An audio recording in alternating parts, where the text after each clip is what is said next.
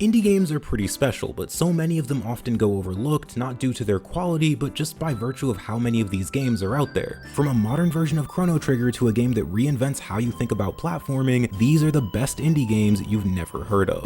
Over 20 years ago, a game released for the Game Boy that would never be replicated. That game was Mega Man Zero. While some games would get close, they'd share aspects of it here and there, none have really captured what made this game special. However, recently, something may have changed. I played an indie game that just feels different from all the previous attempts to capture this feeling that exists in the original Zero games. So I want to explain what that difference is, why it's nearly impossible to replicate, and if this is the first game to do something no other game has done in over 2 decades. Now, what exactly is so different about Mega Man Zero? Well, let's go over the game and analyze what makes it special. Oh, and for the rest of this video, I'm going to refer to Mega Man Zero 1 through 4 as Mega Man Zero, just for the sake of simplicity and time. There are 3 key things that made this game unique, so let's start with the first one. Speed. Speed in video games is actually all about how fast your character— you know what speed is. Mega Man Zero is a fast game. You've got to platform quickly, react to certain hazards almost instantly, and even the titular Zero leaves after images behind him when he moves because he's just that fast. Speed is a crucial part of what makes these games feel so unique. There's this brilliant feel to it that's almost impossible to properly describe, but it's something only the best 2D platformers have. You know when you watch a speedrun for certain games and the whole thing just feels visually satisfying? Well, there are some games that can give you that same feeling but on a casual playthrough. Games like Mega Man Zero and Spectre of Torment. But this is just 1/3 of what makes Mega Man Zero special. Let's talk about the second of the 3, precision. Speed almost necessitates precision. If your character and the game itself are moving at a fast pace, your actions must be precise, as if they're not, you risk your game feeling unfair and clunky. This precision can be seen in the fact that it takes exactly 1 frame to completely shift your momentum and turn in the opposite direction. You can see this in games like Hollow Knight 2, where it doesn't take any time to instantly turn around. Naturally, you need this level of precision in stages where hazards can jump out at you instantly, but you also need this in boss fights where your opponent attacks so relentlessly that you don't have time to build up momentum. Some of these attacks come out so fast that if you took even 10 frames to turn around, you'd just get hit every single time. And with how challenging these games can be, that wouldn't really work. Now, it's only when you combine both speed and precision that you're able to achieve the third and most important part of what makes these games feel so unique, something I like to call flow. This shouldn't be confused with flow state, since that's a separate phenomenon that can absolutely be achieved without speed and precision. Flow is just a made-up term that I feel best describes the combination of speed and precision that leads to this feeling after completing a section where you think for just a brief moment that you might be one of the best gamers alive. This feeling of flow sort of exists in some great platforming games like Mario Odyssey and Celeste, where with the right combination of jumps at the perfect time, you can fly through entire sections like you're a speedrunner with thousands of hours under your belt. Speed, precision, and flow. These are the 3 pillars that make Mega Man Zero so special, so unique.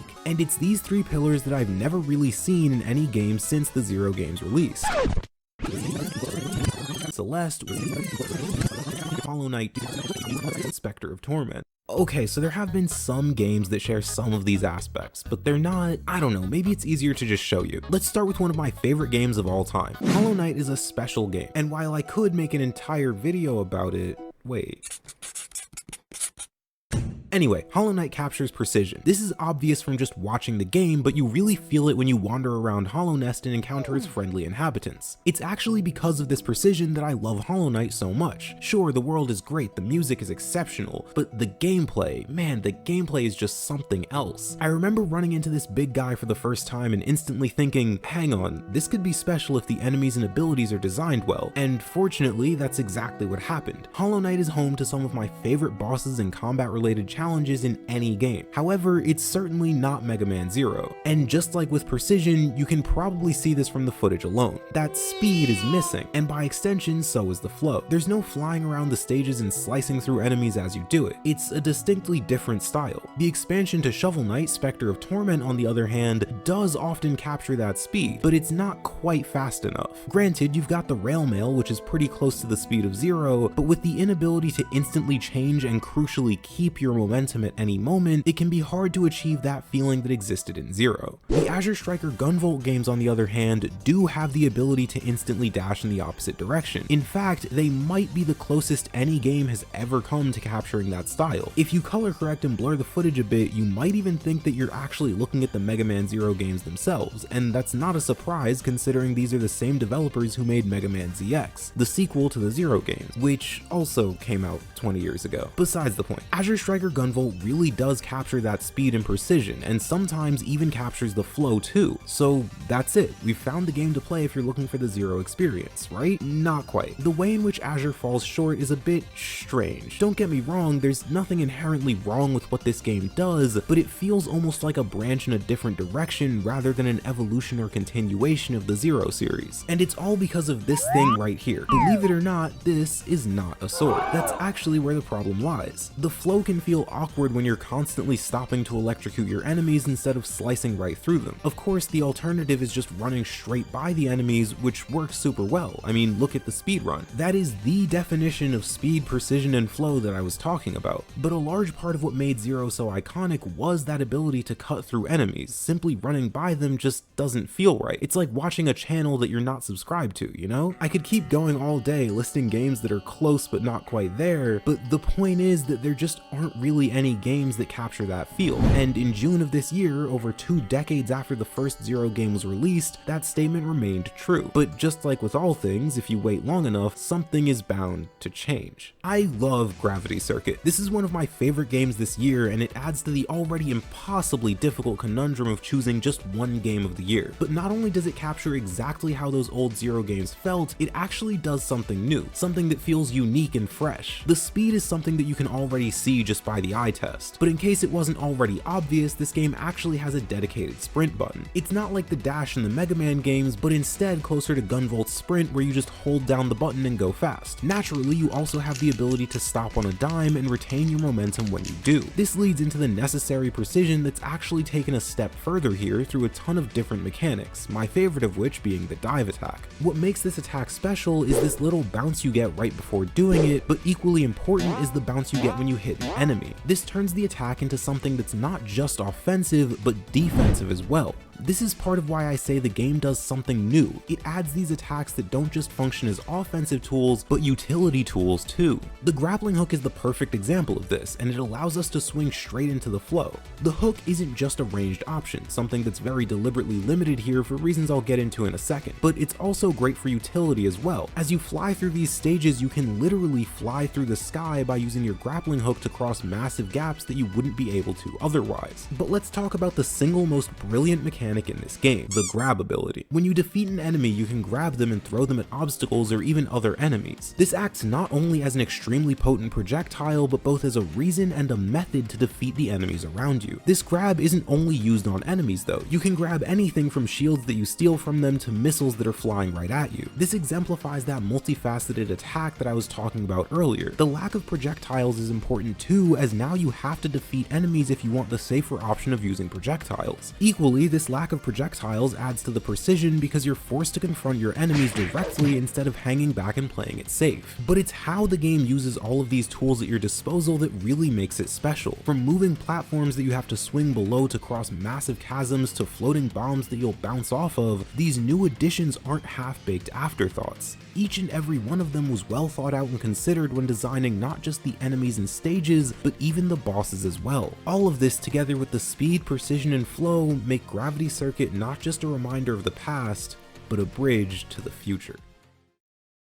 And yet, there's still so much more to Gravity Circuit. In fact, I distinctly remember when it came out, I thought it might be my game of the year. So here's why. When everyone starts sharing their personal Game of the Year lists, we'll see some obvious entries like Tears of the Kingdom, Spider-Man, and Final Fantasy, but I imagine we'll also see a small indie game sneak into some of those lists as well. That game is Gravity Circuit. Gravity Circuit is such an impossibly good game that not only does it have a guaranteed spot on my personal list, but it'll probably end up on the list of nearly anyone who plays it this year. Here's why. Now, as I briefly mentioned at the start, this year was, and still is, extremely stacked when it comes to game releases. So why am I so confident confident that this game will end up on so many people's Game of the Year lists despite that? Well, there are 3 reasons. Let's start with the first one, stage design. If you don't already know, Gravity Circuit is a game similar to the older Mega Man X games and Zero games. You'll start out at your base, select a stage, run through a gauntlet of platforming challenges and enemies, then finally face a boss before returning to the base to do it all again. Now let's talk about those stages, since they are most of the game. The stages feel like they were designed by a team of veterans. They're meticulously crafted and follow one of the most common patterns of game design, but they also take things a step further by doing something pretty unique that you'll only really see in truly great games. We'll get to that other part in a second, but first we need to talk about the fundamental reason this platforming works. If you've ever played a good platformer, you'll notice this trend. A concept will be introduced, then gradually increased in both difficulty and complexity. This happens all the time, and if you haven't noticed it before, once I describe it, you'll probably start to see it everywhere. Let me give you an example. So there are these lasers that show up early on in the factory stage. These lasers activate in a little over a second when you cross their sight beams. The first ones are pretty simple, just don't stand directly under the laser and you won't get hit. But as the stage progresses, you'll start to run into ones that are a bit more challenging to avoid. Lasers that curve, or ones that hit the ground, or even ones that'll block off your path over a pit of lava. These are all introduced sequentially in a way that ensures you don't get overwhelmed. Another example of this is the falling platforms in the ice stage. They once again start out simple, stand on the platform and it goes down, and later on you'll have to avoid falling icicles, break blocks of ice, or fight enemies all while on these falling platforms. This forces you to consider not just what's around you, but what's below you as well. You've probably seen this concept in plenty of different games, and I'm sure it has a name, but considering I have more fingers than IQ points, I'm not the guy to ask. The game doesn't stop there though. It actually does something else, something a bit more rare. It changes the way you use and interact with these new mechanics. Let's go back to the factory stage. This stage also has moving platforms that are introduced pretty early on. The speed and movement of these platforms change, but late in the stage there's a point where you have to hang on to the bottom of them while avoiding spikes and lasers. It's no longer just about standing on the platform, it's about how your character and their abilities can interact with it. Each stage does something like this, and I really don't want to say too much about them since these surprises were some of the coolest moments in the game for me. Regardless, I think you get the idea. These stages are brilliant, but what waits for you at the end of each stage is even better. Bosses are my favorite part of games like this, and luckily the bosses in this game are exceptional. There are plenty of reasons for their high quality. They've got super moves, they get stronger as the fight goes on, and they even press the subscribe button on high quality video essays. But all of those pale in comparison to the most important thing these bosses do that really make them stand out. These bosses encapsulate the ideas of the stage that they're in. There's one stage that takes place on top of a series of moving trucks on a highway. Naturally then, this entire stage has a frantic and quick feel to it. You'll be fighting an enemy when suddenly you'll have to duck out of the way of a highway sign that's flying straight at you. The whole stage feels like a gauntlet of reaction tests where if you lose focus for even a moment, you'll be punished for it. This idea, this feeling, then culminates in a boss that carries these exact principles. This is probably the fastest boss in the game. He does this one attack where he dashes across the screen really fast, and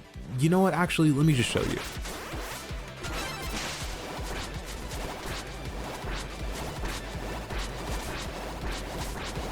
You see what I mean?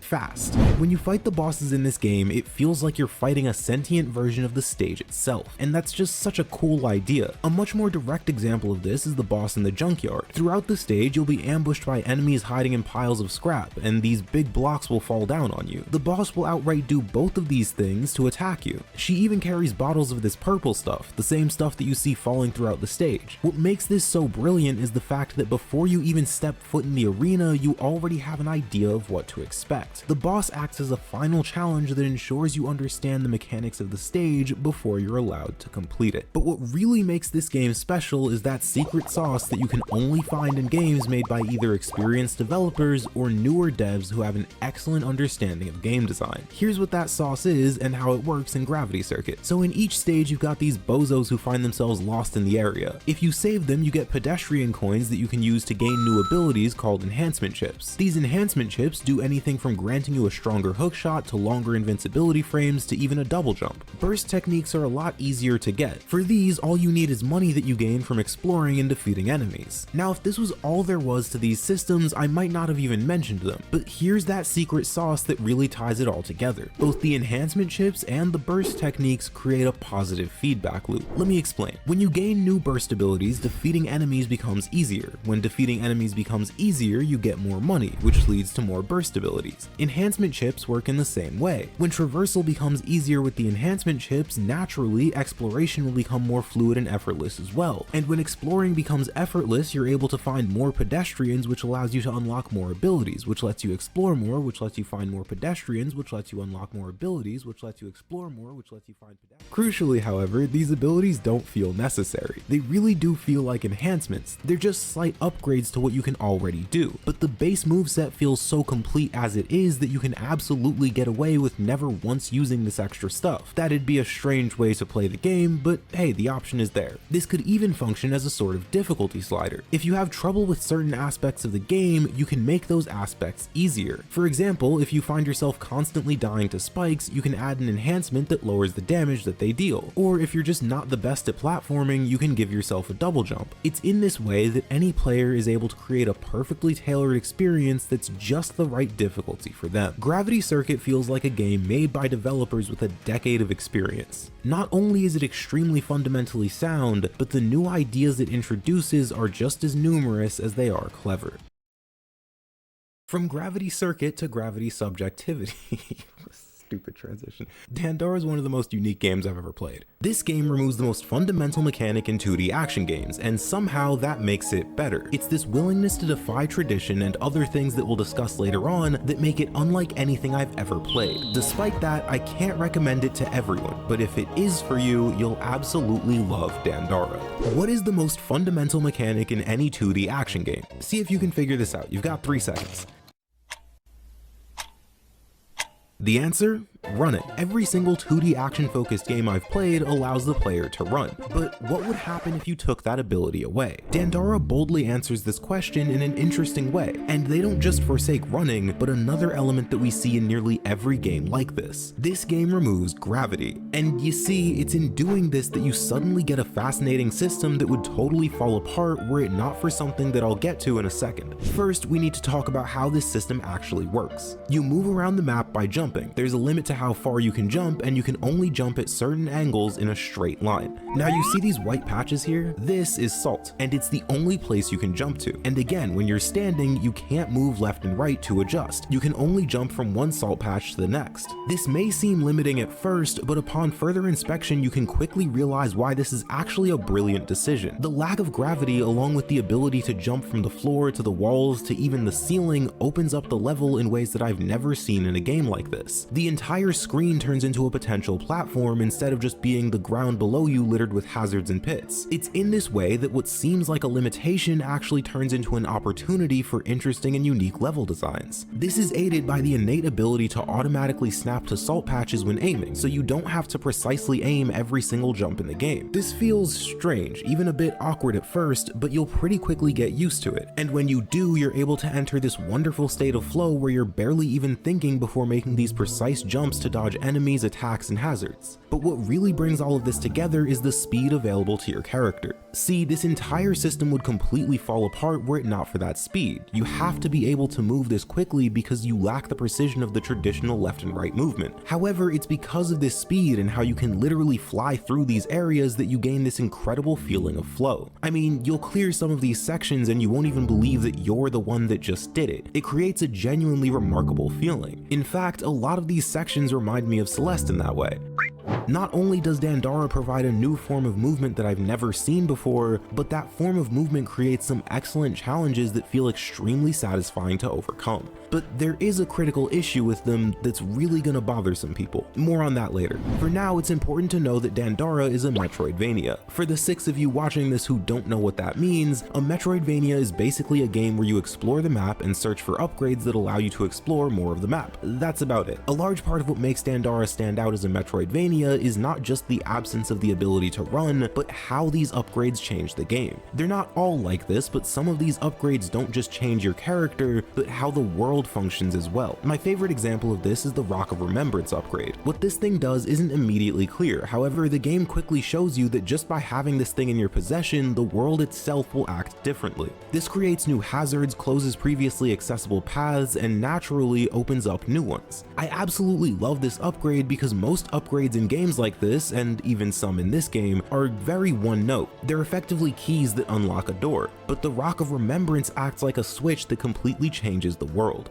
Now, there is another aspect that Metroidvanias are known for that I haven't mentioned yet, and it may be the best part of Dandara, or at least my favorite part: the bosses. Simply put, what makes the bosses of Dandara so special is their ability to implement the platforming that you've learned in their lead up into their encounter. Let's look at the first boss to better explain this. So when you start the game, you learn that you can jump to these salt patches, right? This will gradually increase in complexity as most games do. You'll find moving platforms, smaller salt patches, you get the point. The next thing you'll encounter on the lead up to this boss are the enemies that launch orbs of light at you. Again, these are introduced slowly and gradually, and you'll eventually be fighting multiple of these enemies while dodging floor hazards or on moving platforms. There's also another version of this same enemy that charges you instead of using projectiles. The last thing you encounter are these blue enemies who launch shockwaves that travel across the ground. By the time you finally encountered the boss, you already know about a few things. You know how platforming and movement work, and you're probably getting pretty good at it. You also know 3 different types of attacks and projectiles: the orbs of light, the charging enemies, and finally the shockwaves. Now, it's with all of this knowledge in tow that you encounter a boss who forces you to use this knowledge while also bringing his own tricks to the table. He'll summon enemies that charge at you, he'll use shockwaves that travel across the floor, and he'll even launch his own orbs of light. In the second phase, this is taken a step further, as you're now forced not just to dodge the attacks, but to actively platform while you do. This all leads us back to that speed from earlier. None of this would even work if you weren't able to dodge and react quickly to oncoming threats, but because of how snappy and quick your character is able to move, the game is able to throw these overwhelming gauntlets at you with full confidence that you'll make it to the other end.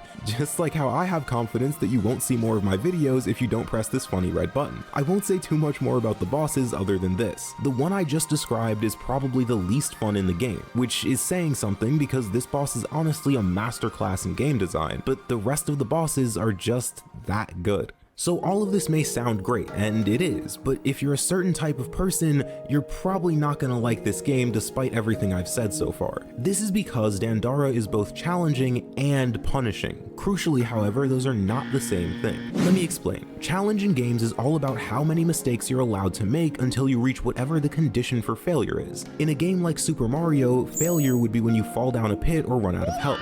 Punishment, on the other hand, is what happens after you meet the condition for failure. So going back to Mario, the punishment for failure is being sent back to the checkpoint and having to redo everything from the checkpoint to your place of failure. What makes a game hard is its combination and balancing of these two aspects. A game that resets you to the start when you fail, but is also easy enough for a toddler to clear on their first attempt, wouldn't be called hard. Equally, a game that requires a ton of precision jumps that allows you to rewind every single time you make a mistake to the moment before it happened also wouldn't be that hard. Although I do admit I think I'd consider the second game significantly harder than the first. Anyway, we're getting off topic. How does this relate to Dandara? Well, like I said, Dandara does a bit of both. If you couldn't already tell, the game is pretty challenging, and while you can avoid death pretty well thanks to health upgrades and healing items, there are some demanding challenges in here. I would compare it to late game Dark Souls or Celeste. The punishment is what I believe is going to turn a lot of people away, however. Upon failure, you're reset back to the most recent flag or campsite that you rested at. Sometimes this isn't a big deal, but there are situations that some people might find very frustrating because of this mixture of challenge and punishment. Now, I do have to point out that you're able to slightly mitigate this issue by utilizing the difficulty options in the menu, which I think is great. However, regardless of this, there are always going to be times where you'll have to traverse multiple rooms with tough challenges in them every time you die, which could be a breaking point for some. With all of that said, I think this is a relatively minor roadblock in an otherwise exceptional game, and if you can push past it, waiting for you on the other side is a truly remarkable experience that you've probably never seen before. As we transition from platformers to more grand adventures, we'll take a short break with a short hike. Out of the dozens of games I've covered on this channel and hundreds that I've played alone, a short hike might be the most recommendable. Recommendable? Yeah, okay. A short hike might be the most recommendable game I've ever talked about on this entire channel. I genuinely believe that nearly anyone could enjoy this game, from the most hardcore gamers that stick to challenging games to someone who's never played video games before, and there are 3 big reasons for this. First, we need to talk about the most valuable resource in the world: This thing right here, this funny 4-letter word, prevents a lot of things. It stops you from engaging in hobbies, it prevents you from hanging out with friends, and most importantly, because of it, you're unable to play more JRPGs. However, this is part of why A Short Hike has such a wide reach. You can beat the game in about an hour, and if you attempt to do everything the game has to offer, it'll only take you about 4 to 5. Practically anyone in any stage of their life can drop a few hours on this game and finish it on a lonely Friday night or a rainy Sunday morning. There's just so little commitment when it comes to completing this game. But speaking of valuable resources, how exactly do you justify spending money on a game that's only a few hours long? Well, there's a deeper reason for that we'll get into later, but the surface level reason is the game's only $8. Plus, considering it's 4 years old, it often goes on sale, meaning you can likely get it for even less. Now that's all well and good, but none of it even matters if the game itself isn't high quality. Furthermore, just being high quality wouldn't be enough for everyone to enjoy a game. I mean, Dark Souls 3 might be one of the most high quality games I've ever played, and yet you wouldn't have to search for very long to find a person who doesn't like it. But we're getting ahead of ourselves. First, we need to talk about the quality of A Short Hike. Let me give you a quick synopsis of the game. You play as a bird named Claire, whose goal is to climb a mountain, hence the title. The gameplay is fairly simple, and I suppose you could call it a puzzle platformer. However, I believe it would be a bit more accurate to describe it as a collectathon. Granted, there are plenty of environmental puzzles that ask you to think about your surroundings and how you can use them to progress further up the mountain, but where A Short Hike really separates itself from platformers like Celeste or pure puzzle games like Baba Is You lies in how it allows the player to solve the problems in front of them. Let me give you an example. You see these golden feathers right here? These are critical to ascending the mountain, as not only do they allow you to flap your wings, but to climb as well. If you collect enough of these, you can climb your way up nearly any cliff and just brute force your way straight to the peak. However, if you don't want to do that, you don't have to. The game is designed in such a way that if you're clever with your resources and environment, you can find alternate ways to the top without brute forcing it with a ton of feathers. This is more important than it might at first seem. It not only grants the player choices in how they want to progress, but it also acts as both a difficulty and time setting. You get to choose how hard this game is, and you get to choose when it ends. On top of all of this is a genuine satisfaction that comes with playing through this game. There are constant rewards around every corner. There are no real roadblocks that'll stop you from progressing for a long period of time, and there's always something ahead of you. The game may be short, but there's honestly more content here than games that are 5 times as long. It's just so dense and compact that nothing feels like wasted time or effort. All of this together leads straight into the #1 reason I think anyone could enjoy this game.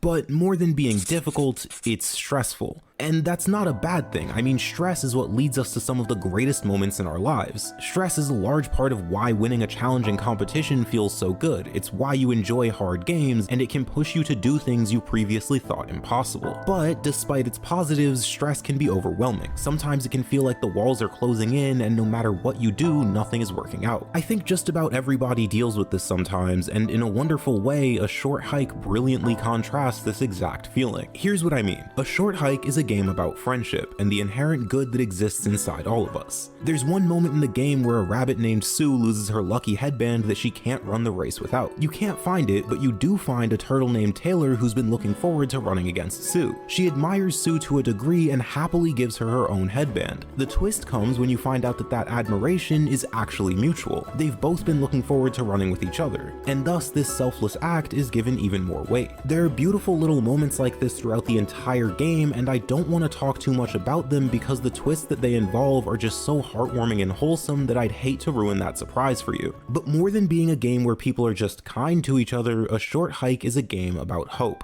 It's a game where you're presented with something challenging yet familiar. You're taking a break from the hectic city life to spend some time away while you wait for an important phone call. The only way you can receive this phone call, however, is if you're at the top of the mountain. It's in this way that there's this inherent hope of a positive outcome. You, the player, just like Claire, the character, don't know what waits for you when you pick up that phone. You don't know what resides at the end of this hike, but you're willing to find out due to the inherent hope that the news is good. Because above all else, A Short Hike is a game where things just work out. This is a game for everyone, not because it's cheap, short, or has fun mechanics. A Short Hike is a game for everyone because it makes you feel like, if only for a moment, that maybe it is gonna be okay. And I think that's something we all need sometimes.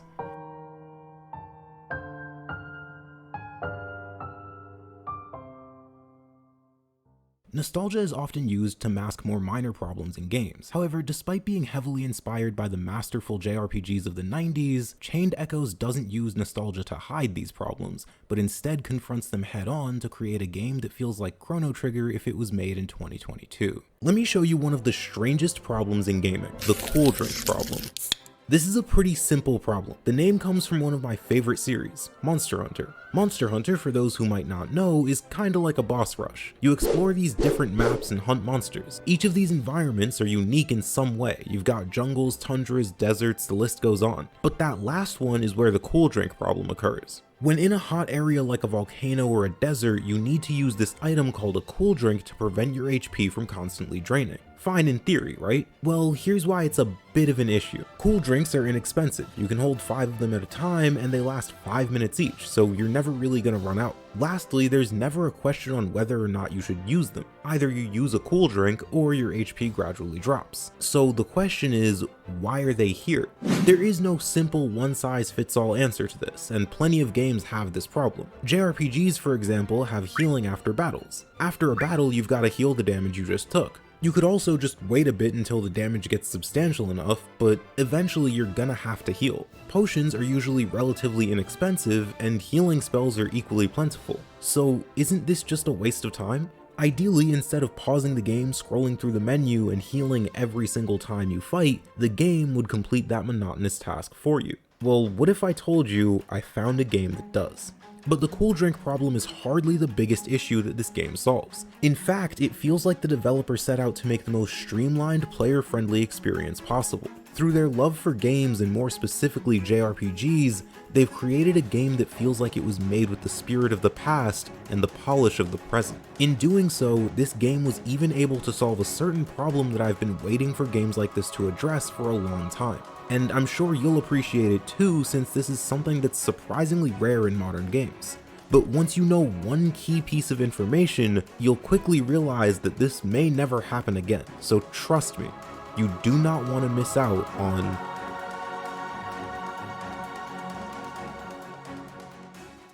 If you've been subscribed long enough, it might not surprise you to know that my favorite genre of video games are probably JRPGs. A large part of this is likely because I grew up watching my brother play Final Fantasy games. But little did I know there was a huge problem right in front of me that I wouldn't be able to recognize for another decade. JRPGs are not short games. They can be well over 100 hours long, but that's not really the problem.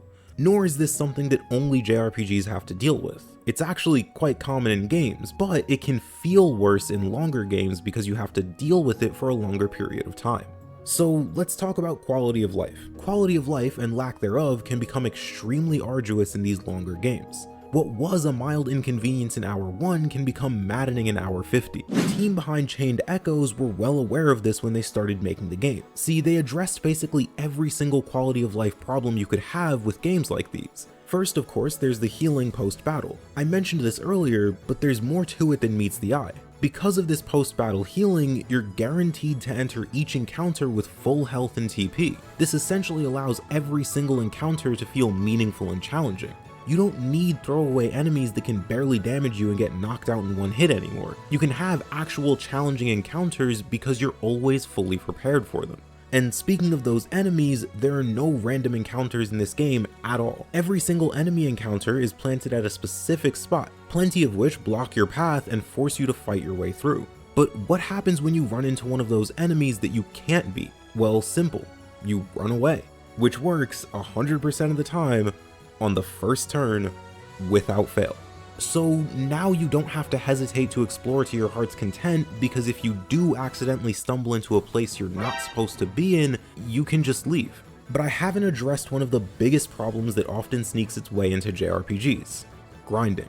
It may not come as a surprise, but there's no grinding in this game. Levels don't exist. You get these items called grimoire shards that act as a level up for every single member of your team, even the ones that didn't participate in the fight.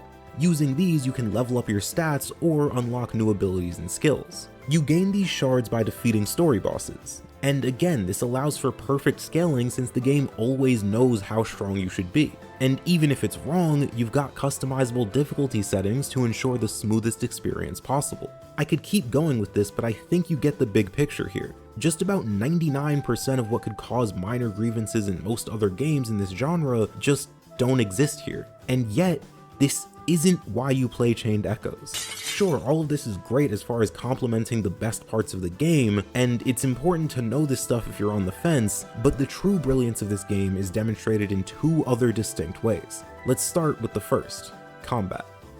Now, before I say this, I love turn-based combat. In fact, I'll be playing Octopath 2 later this month, and some of my favorite— you know what, forget it, this isn't gonna stop you. Turn-based combat kinda sucks. I mean, that doesn't change the fact that I love it, but fundamentally it needs something extra for it to be enjoyable. At a very basic level, turn-based combat comes down to two actions: heal when hurt, and attack when healthy. That's pretty much it. This system expands a bit with buffs and skills, but it's still the same basic idea. Something like Final Fantasy X changes this system with the ability to swap characters in and out. Now it's not just about healing and attacking. You need to plan out which character will be the best for the situation you're in. Lulu, for example, can deal tremendous magic damage, but her defense isn't as high as someone like Wakka. Is the damage you might take worth the damage that you'll be able to deal? It makes the entire system far more complex and asks you to consider which character would fit best in which circumstances. Now, as for simple healing and attacking, you could say real-time games like Dark Souls and Monster Hunter follow the same format, and you'd be right, but there's a key difference. In these games, I don't have to heal when hurt. I can avoid attacks if I play well enough, and that's just not the case in turn-based games. 95% of the time, if a normal character has low health, the next attack that targets them will knock them out. This is why adding stuff like character swapping is so important. So with this in mind, Chained Echoes has some of the best combat I've ever seen. There are plenty of other games that breathe new life into turn-based combat, but few have done it as well as Chained Echoes. And it's all thanks to this right here, the overdrive bar. It's got three different sections: normal, overdrive, and overheat. While in the yellow, nothing changes. When you hit green, you enter overdrive. In overdrive mode, you get some substantial bonuses. First, you get a damage increase, so from now on, every single hit deals double damage.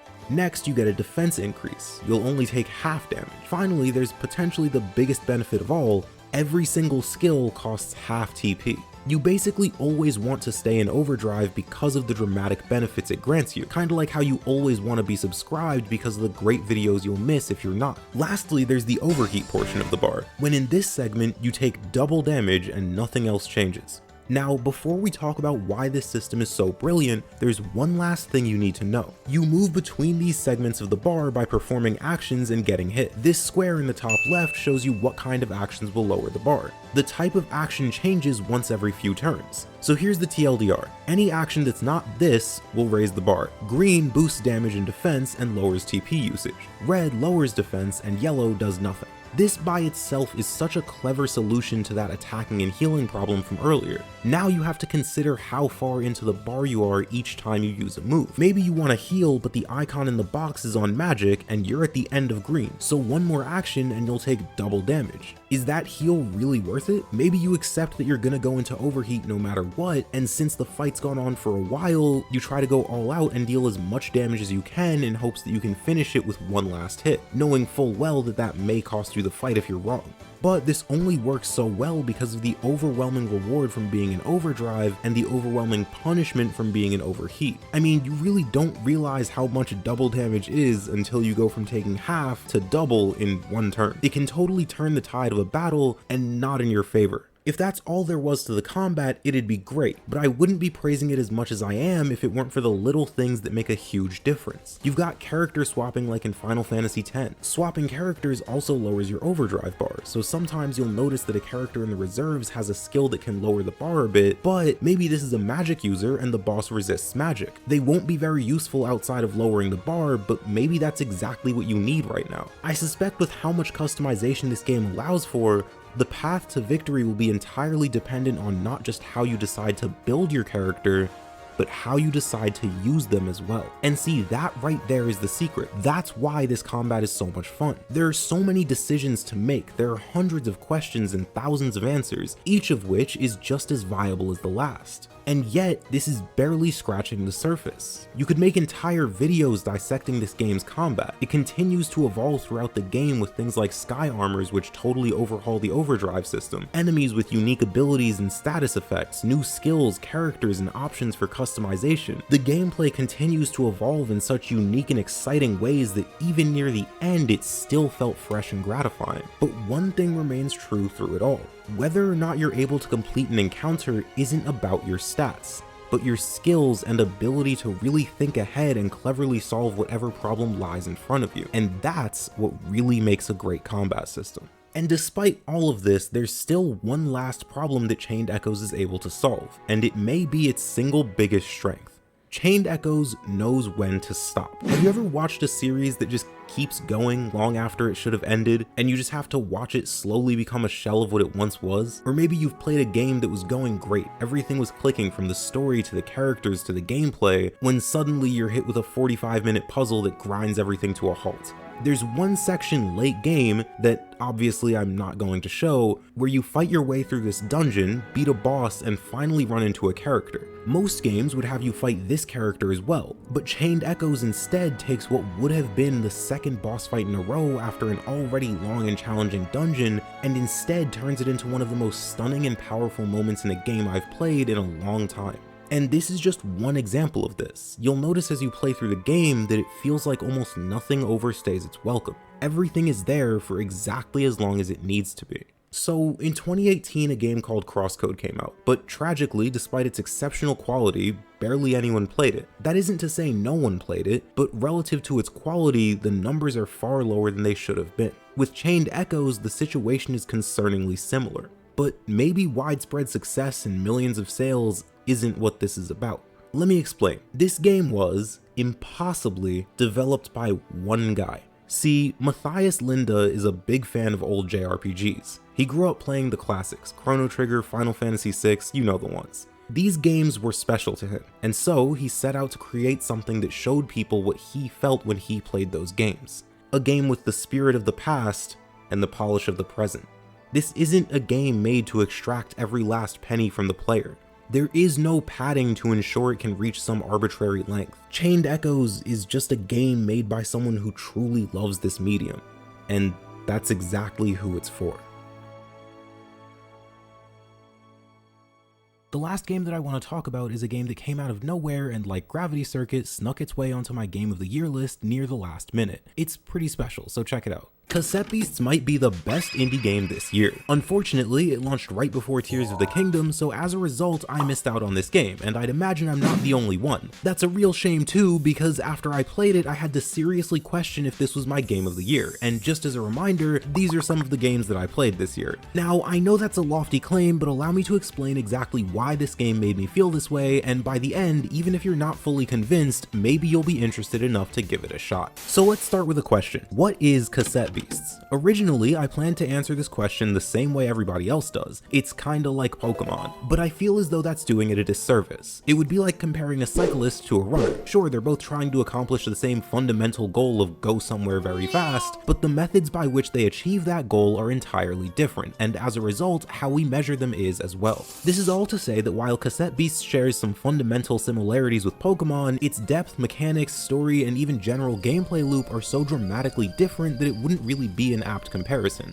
Now, with all that said, Cassette Beasts at its most basic level is a game about doing three things: exploring, constructing a team, and fighting bosses. These three systems synergize brilliantly in a way that I've only seen in games like Elden Ring, Breath of the Wild, Outer Wilds, and other exploration-heavy masterpieces. This becomes easy to understand if you go through these three key concepts of the game and ask why to each of them. So let's start with, why would you explore in Cassette Beasts? The game takes place on an island with small dungeons, puzzles, and treasure. It's inhabited by humans and monsters, the latter of which you can record with your cassette player and add to your team. Don't think about it too much, it just works. Speaking of these monsters, certain monsters grant you traversal traversal abilities once recorded, like a glide or a dash. These abilities make traversal even easier and unlock new areas to explore. By extension, this also unlocks new dungeons and monsters. If you're familiar with good open world game design, this should immediately stand out to you as a bit of a cycle. Everything in exploration benefits everything else. All of the systems work together to create a cohesive and meaningful experience when you explore. Now let's go a bit more in depth on the aforementioned monster encounters, because the combat in this game is astonishingly good. It actually does something similar to games like Fury, Dark Souls, and Monster Hunter. Combat isn't based on stats as much as it's based on skill. Granted, this game is still turn-based, so you can't just walk into an endgame area at level 1 and run through it because you've got the right strategy, but you can get pretty close. So every combat encounter is a double battle. This immediately solves one of the biggest problems with monster catching games, which is if you're not one of these, you don't matter. Granted, I'm exaggerating a bit, but a monster with low defense and low speed is effectively useless, as they'll just get killed long before they can make a meaningful impact with all that attack they have. Thanks to double battles, this isn't the case in Cassette Beasts. In fact, by the end of the game, one of my most used monsters was exactly that archetype: high attack with low speed and defense. This also plays into why strategy matters so much. Maybe you'll have a monster that has basically no offense at all, but has more than enough HP to put up walls and debuff your opponents. Glass cannons become more nuanced here as well, since now, even if you take out one monster, there's still another one on the field, so how will you ensure this glass cannon survives? You could simply use two of them and attack so relentlessly that your opponent never gets the chance to fight back, or you could go for a safer strategy with a more support-heavy monster. However, combat becomes exponentially more intricate with the chemistry system. Types aren't super effective against others in the traditional sense, but instead react to each other. For example, if an ice type gets hit with a water type attack, you'll still deal normal damage, but you'll also give the ice type a defense buff since water freezes on impact. If you burn a plastic type, they'll release toxic fumes and become a poison type, and if you then burn that poison type, because the poison is flammable, they'll get the burn status. This system can seem complicated and overwhelming at first, but you'll quickly learn that most of these interactions make logical sense. Burning an ice type will melt them and turn them into a water type, wind can be used to blow out a fire and weaken it, and pressing this red button makes this funny number go up. This is such a clever system because it creates dozens of different interactions along with near endless strategies that the player can utilize to take advantage of them. The final part of this that really brings it all together is the fact that the game allows you to experiment with practically no barriers in your way. Your character has a level, and the strength of your monsters is heavily based on that level. To make this even better, all of your moves are recycled. You get these stickers that you can use to teach your monsters new moves, but if you get rid of a move that a monster already has, that move gets turned into a new sticker, and there's no limit to how many times you can do this. This means that every single monster in your party will always have access to all of your best moves so long as they can learn them. So if you record a monster early in the game, you can use it near the end with almost no investment of either time or resources. This allows you to quickly and easily try out new combinations and strategies. But as if all of this wasn't great enough already, the game throws one final curveball at you: the fusion system. This allows you to fuse two monsters mid-battle, sharing their moves, stats, types, and even their buffs and debuffs. Crucially, the fuse mechanic is not a win button. As powerful as it may seem, there are a few downsides to it. First, you only get one move per turn now since there's only one monster on the field. Second, as I already mentioned, all of your debuffs are shared as well. If the enemy has a strategy to lock down one monster, they can use that on your fusion, and you're basically cooked like a Thanksgiving turkey. Equally, types are shared as well, along with all of their collective resistances and weaknesses. With all of that said, if used correctly, fusion can be overwhelmingly powerful and is borderline essential in taking down some of the most menacing enemies you'll run into. Naturally, all of this may seem unbalanced in the favor of the player, but the bosses counteract all of this in their own unique ways. There are three types of bosses in Cassette Beasts. Let's start with the most simple. The rogue fusions are wild monsters that have fused. The only thing special about them is their buffed stats and move pool. They attempt to counter the player by simply overpowering them. Defeating these monsters will grant you tons of materials that you can trade for items, and these fusions are sometimes made of unique rare monsters that you can record. The second type of boss comes in the form of captains, human opponents who take full advantage of the chemistry system. These fights not only present a challenge, but also teach you some extremely effective strategies that you can use yourself, and even unlock new items to buy at the shop in the main town. Finally, there are the which I'm barely going to talk about for story reasons. The are exceptionally powerful and introduce their own unique mechanics to each fight. They're also unaffected by the chemistry system, making them even more threatening. And just as a bonus on top of all of this, if the difficulty still feels skewed in either direction, you can adjust both the level scaling and the intelligence of the AI to perfectly match what you're looking for. So that's a lot of information, but here's a brief summary. You explore the world to collect monsters and stickers that you can then use to create the most powerful team possible with the best strategy for victory. You can then use those monsters and that strategy against the bosses who grant you materials to buy special items in the shop, unlock new items for that shop, and progress the story. And speaking of that story, while indies are often praised for their gameplay, the writing in Cassette Beasts is arguably just as good as the mechanics of the game itself. In fact, it has some of the best writing I've ever seen in an indie game. Cassette Beasts is a game whose characters are more important than the story itself. This isn't to discredit the story, but instead to say that of all the indie games I've ever played, this one stands in a league by itself when it comes purely to how the characters are written. Now, while obviously I'm not gonna say too much about the story or the characters to avoid spoilers, I can give you a synopsis of the plot. So the game begins when your character washes up on the shores of an island called New World. Upon doing a bit of exploring, you get jumped by a quirky little dude with a traffic cone on his head before being saved by a woman named Kaylee. She introduces you to Harbor Town, the main hub, and explains that the people here just randomly appear on the island and no one's been able to find a way out. However, after encountering your first you learn that there might be a way. The wonderful part of this story is the contrast between it and the world around you. You've got these tranquil, reflective moments where you'll discuss the mysteries of the island and the struggles of life before it, while learning about each of your partners that you'll meet on your journey. And something about these conversations just feels so real. I mean, I swear I've had some of these exact discussions with some of my actual friends. There's this scene from Chrono Trigger where your party, in a similar setting, discusses their adventure up to that point. They throw out some ideas and theories as to why all of this is happening, but crucially, there's no real conclusion. They don't have the answers, and there's something strangely comforting about that. A lot of these conversations in Cassette Beasts are the same way. They're not here for some exposition dump that explains away everything you see or experience, because that's not how conversations like this work in real life. You throw out your best theories and ideas, and sometimes that's all you can do. But that contemplative nature is what makes these interactions so special. Now, that's not to say every conversation is like this. The ones with more concrete answers will either build upon these lovable characters or give you pieces of information that'll stick with you for days on end.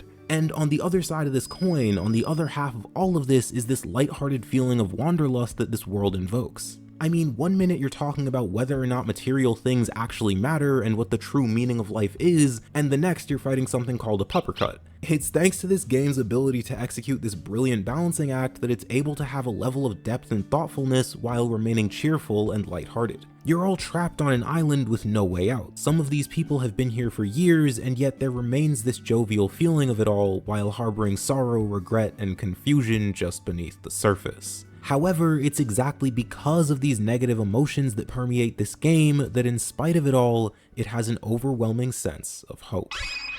Now, despite all of this, you could argue that the gameplay and writing aren't even the best parts of Cassette Beasts. When I first heard about this game, I thought, with a name like Cassette Beasts, this game has to have good music. And you know what? It might be the best I've ever heard in an indie game. This isn't even mentioning the expertly crafted side quests, the interesting and thought-provoking lore, or even the later parts of the story that I can't talk about. The developers made something truly remarkable here, and more important than its quality is its character. This game is special not because it copied something else, but because it made its own path, chose its own style, and absolutely mastered it.